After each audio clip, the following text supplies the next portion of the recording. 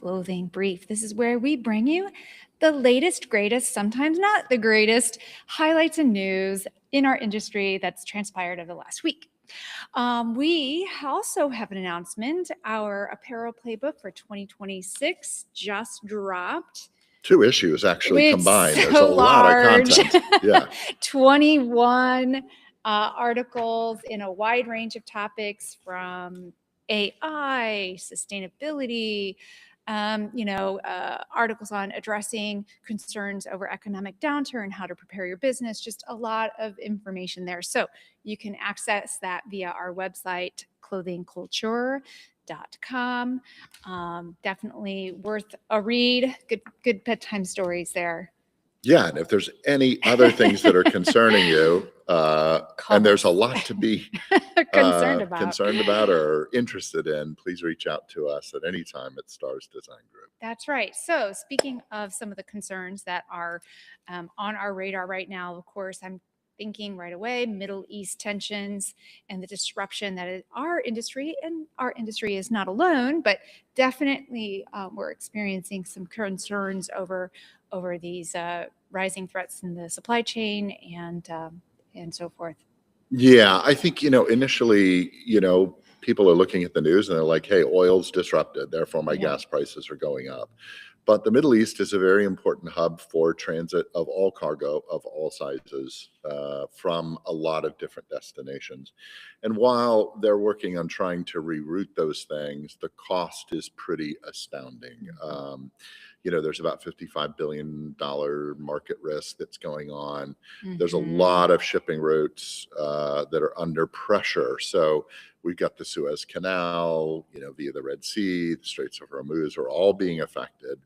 And so there's a lot of people that are trying to find other ways around and different shipping or different routes. Yeah. It's really adding long delays to delivery. So people can anticipate at least 10 to 14 additional days that it's going to take to get goods to the U.S. specifically. Europe is also being affected, of course. And then, different groups are like, hey, let's just bite the bullet and air it. Right. Unfortunately, compounded again with air freight, the Middle East is a huge hub for air freight, and costs have gone up 300 to 400%. So, well, and you're looking at different flight plans also to avoid areas that could be particularly dangerous to fly over. Yeah, I think they're trying to find their way around that. But what we're finding is a huge issue on all levels with increased costs due to whatever people are calling it going on in the Middle East. Everyone has a different name for it, but it certainly smells like war. So yes. So plan for extra lead times, in other words, and be prepared that those costs are going to shift. A major fashion brand, we've actually got a couple stories on some of the big houses out there right now. H&M has just launched a toolkit for the industry to help address climate concerns. It's a lot for their partners and related groups, kind of collaboration. H&M is, obviously singled out as this large kind of fast fashion retailer. There's been a lot of pushback against fast fashion and the sustainability concerns that exist there. But H&M is doing its best to figure out ways to reduce emissions, carbon credits, things like that. I think this, being a European organization, it falls right in line with the upcoming requirements for the digital passport. Yeah, definitely a key goal is cutting that emissions at scale. But I think it's interesting that a part of their goals behind this new system map that they developed is also addressing factors like cultural norms and power imbalances and economic incentives to help reshape fashion in a positive way. So they're looking at some of the other core areas of sustainability, such as people. Yeah, right? The people, planet, profit conversation. And I think that, it does need to be bigger than the whole carbon credit conversation, or carbon usage. There's a lot of different aspects that we look at daily when we're thinking about Sustainability. Yeah, sustainability. Absolutely.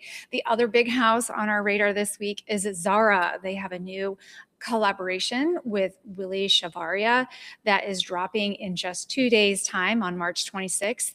And this is a pretty cool collab. I mean, they've done some interesting collaborations in the past, but this one really speaks to a fresh aesthetic that draws heavily from Chicago culture and celebrating themes of community and identity. This will be a pretty great collection. Yeah, they're looking at all of these different partnerships to elevate brand perception, create a more premium kind of value.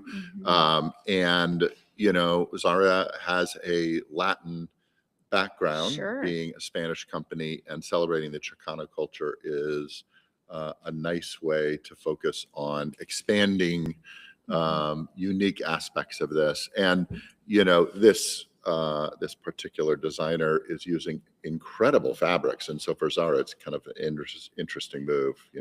Very nicely tailored items. Yeah, absolutely. Another brand out there really leaning into the conversations that we're talking about with regards to sustainability, circularity. King Louis is now developed a plan to turn textile waste into fashion. So this is a big part of their sustainability initiatives, which they're very communicative about the various things they're promoting behind various levels. Primarily using circulose. It's this textile fiber, kind of recycled from old cotton garments, etc., to give them another life. And so in the war against landfills, filling landfills, there's all these different processes that are coming up, and circulose is certainly one of them. Yeah, they're aiming for a 25% of their collections to be circular by 2030, and of course, they have longer term goals that are much deeper than that. But it's good that they have an action plan in place, and they do have very specific strategies behind social responsibility, transparency, circularity, and environmental impact. So it'll be interesting to see the success of this as they roll this program out. And it's not fully sustainable yet. Recycled fibers have this challenge because as you're breaking down the recycled fibers, they're short staple, so they still have to blend them with new fibers to create that tensile strength. And so it's a journey, but at least they're taking it, right? Yeah. Our last story of the week is one that includes AI. I feel like a week cannot go by when we don't bring up AI. We haven't talked about tariffs in a long time, which is amazing. So we're going to shift onto the AI platform because we get to take a little bit of a break. That seems to be less on the scale of our weekly conversations. But AI, I think, is going to continue for sure. Well, this is now a story involving The Gap and AI. They have launched a new checkout inside of Google's Gemini. This is a really innovative move. Yeah, definitely. There's a lot of conversation that, the typical web searching has become very, confusing, full of dialogue, and people want kind of a more direct method. So moving this kind of purchasing experience directly within AI and Gemini, it's really moving AI from kind of the discovery tool, right? We go interact with AI to do a lot of different things, to a commerce tool. Environment. If you think about it, it's kind of how like a lot of our social media has shifted over the years. At first it was like, oh, let's look at pictures, and then it became a shopping tool, and that's what we're seeing happening now, of course, in AI. And so what happens, they actually make the purchase directly from that tool as opposed to going, being directed then to the website. So this has become a big goal, or I would say a big undertaking. The CTO of The Gap, they've been working on, making sure that everything that they're doing is almost like instead of SEO optimized, it's really optimized for the way that we search and talk with AI, which is a much more communication style as opposed to these keywords. Yeah, while Gap is the first to do it, everyone else is going to follow suit. This is just inevitable when it talks about that. It's interesting because through Gemini, it's directly linked, and the whole purchasing happens with Google Pay within the platform. OpenAI has kind of a different opinion. Once you click, it's going to move you outside the platform to outside payables, but they're all moving in their own direction to really utilize, these new kind of tools that we're using every day. Yeah.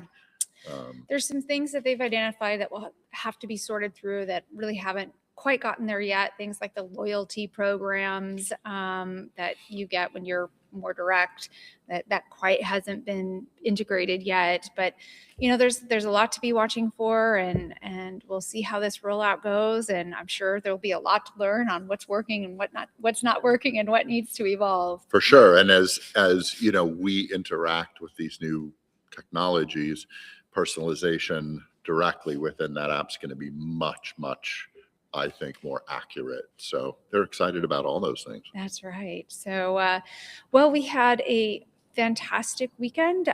We were on site of a farm, Mesta Meadows Farm. We got to learn firsthand about the insights behind really good, fine merino wool.